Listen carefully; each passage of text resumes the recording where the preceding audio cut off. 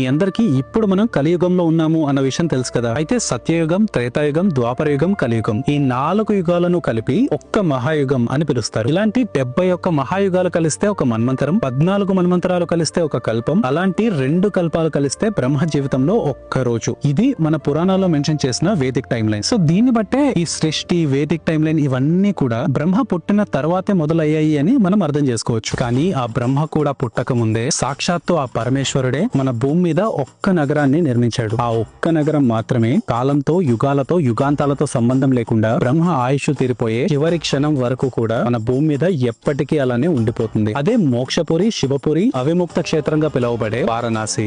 సాధారణంగా బ్రహ్మ జీవితంలో ఒక కల్పం పూర్తయిన ప్రతిసారి ప్రళయం వచ్చి మొత్తం భూమి మీద ఉన్న జీవరాశులన్నీ అంతమైపోయి మళ్ళీ కొత్త కల్పం స్టార్ట్ అవుతుంది. కానీ అలాంటి కల్పాలు ఎన్ని మారినా, ఇలాంటి ప్రళయాలు ఎన్ని వచ్చినా ఒక్క కాశీ నగరాన్ని మాత్రం ఆ పరమేశ్వరుడు తన త్రిశూలం మీద పెట్టుకుని కాపాడుతూ ఉంటాడు అని స్కంద పురాణంలో మెన్షన్ చేసింది. అయితే కాశీ అనే ఈ మహాశ్మశానాన్ని పరమేశ్వరుడు ఎందుకు నిర్మించాల్సి వచ్చింది అన్న విషయాన్ని నేను ఒక లాంగ్ వీడియోలో మీ కళ్ళకు కట్టినట్టు చూపిస్తూ చాలా డీటెయిల్ గా ఎక్స్ప్లెయిన్